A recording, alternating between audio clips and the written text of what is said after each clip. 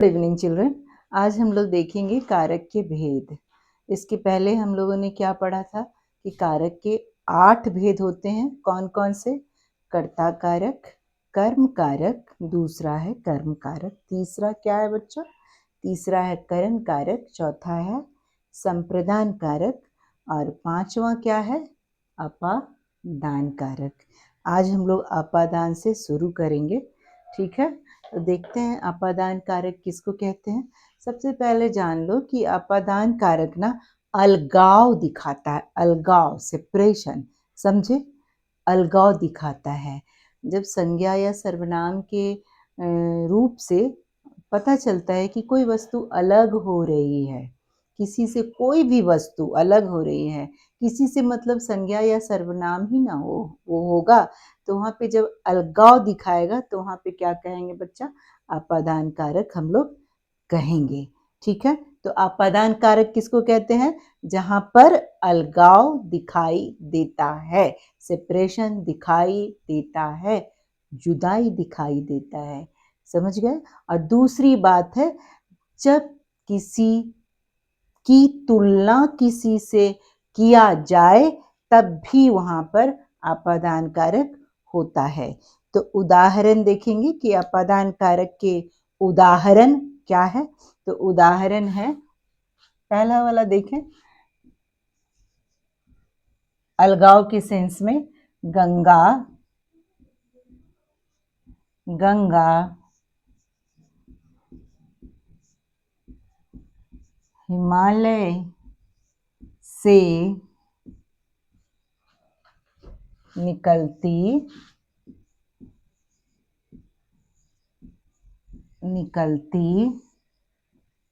है। गंगा हिमालय से निकलती है, हिमालय से निकलती है मतलब हिमालय से अलग हो रही है, समझ गए? समझे ना? तो यहाँ पर क्या होगा? अपादान कारक होगा, इसका चिन्ह क्या होगा? से होगा और इसी को क्या कहते हैं बच्चा? परसर्ग कहते हैं, ठीक। दूसरा मैंने बताया था अपादान कारक में ही बताया था कि तुलना करने का भाव भी होता है। ख नंबर देखो, ख क्या है? ख राकेश मोहन से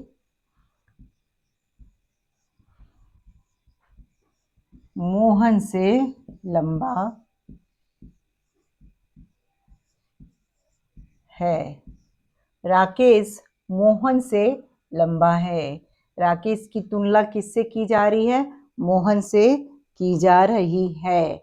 यहाँ भी अपादान कारक ही होगा, समझे? और फिर छठा हमारा क्या है?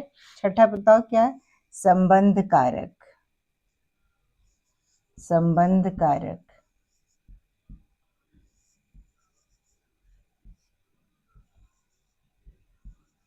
संबंध कारक किसको कहते हैं?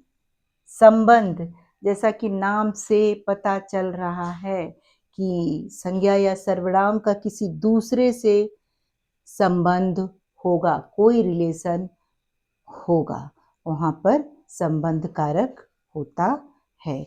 इसका चिन्ह क्या है बच्चा? चिन्ह है का, की, के, ये सब इसके चिन्ह हैं।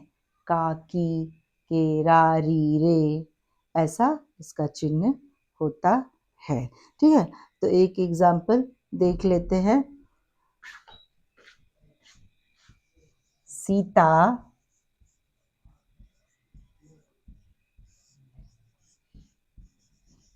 राम की पत्नी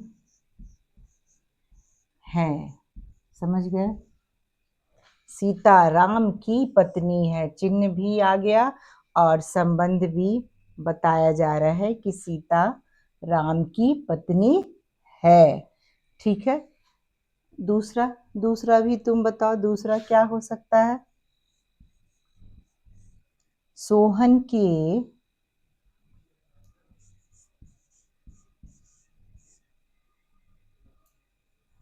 सोहन के पैर में चोट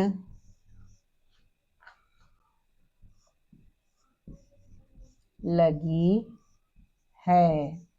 समझ गए? सोहन के पैर में चोट लगी है। सोहन और पैर में संबंध है, ठीक है। पैर जो है शरीर का एक अंग है, एक भाग है, तो संबंध तो होना ही है। समझे? इसके आगे अब बढ़ते हैं। क्या है हमारा 7वां? अधिकरण कारक। अधिकरण कारक किसको कहते हैं बच्चा? 7वां जो है हमारा वो है अधिकरण कारक। अधिकरण क्रिया के करने का जो आधार होता है, जो स्थान होता है, उसको हम लोग अधिकरण कहते हैं। ठीक?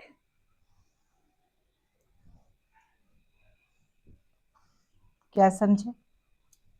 क्रिया के करने का जो आधार होता है, जैसे बच्चे मैदान में खेल रहे हैं, ठीक है, तो आधार क्या है? जगह कहाँ है? मैदान। कहाँ खेल रहे हैं? मैदान में खेल रहे हैं। बच्चे मैदान में खेल रहे हैं। ठीक। क्या था हमारा 7वां?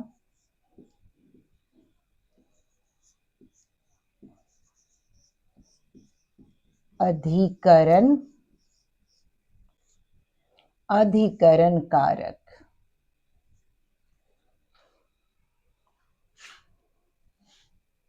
क्रिया का जो आधार होता है, जो जगह होता है, उसको हम लोग कहते हैं अधिकरण कारक।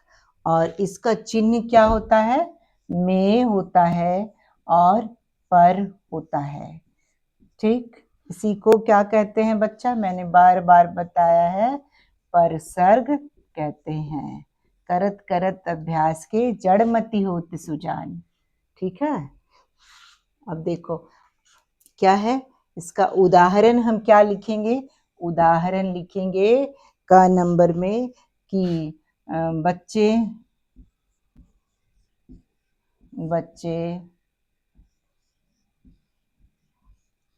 मैदान में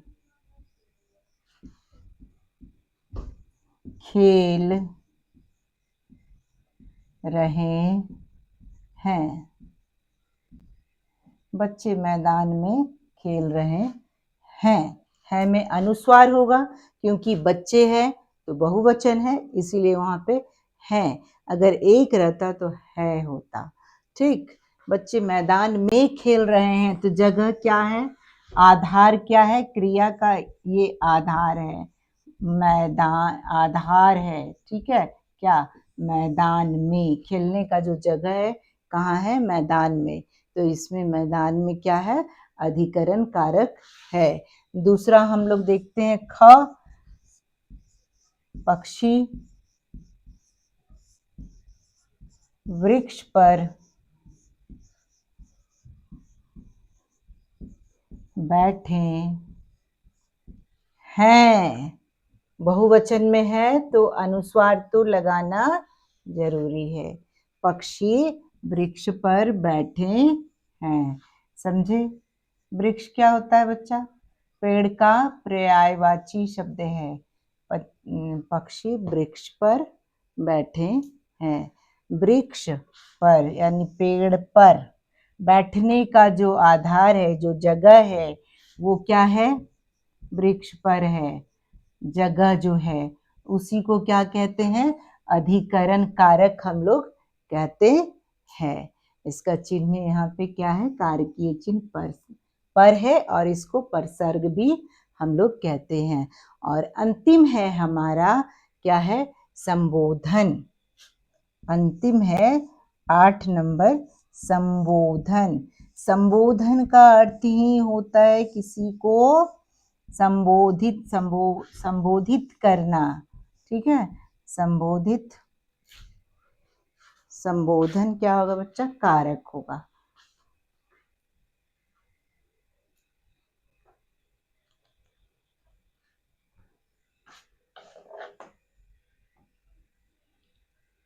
आप प्रैक्टिस करते रहिएगा। कारक, ठीक है।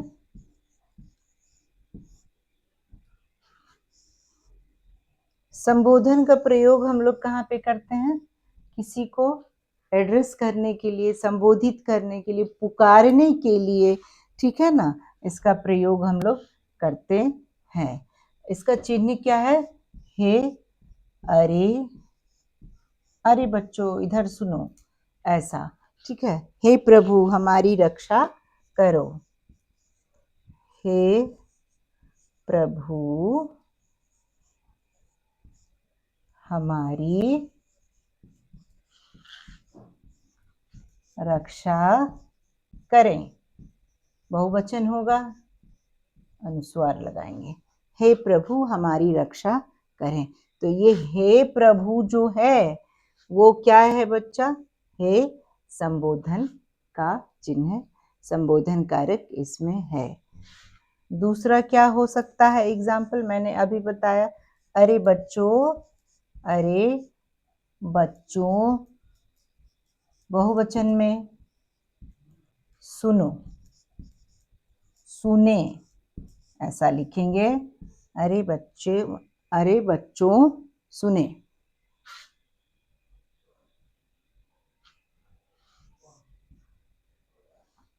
सुनो कर देते हैं, ठीक है। अरे बच्चों सुनो, तो ये क्या है? यहाँ पर संबोधन का प्रयोग किया गया है। हे अरे क्या है?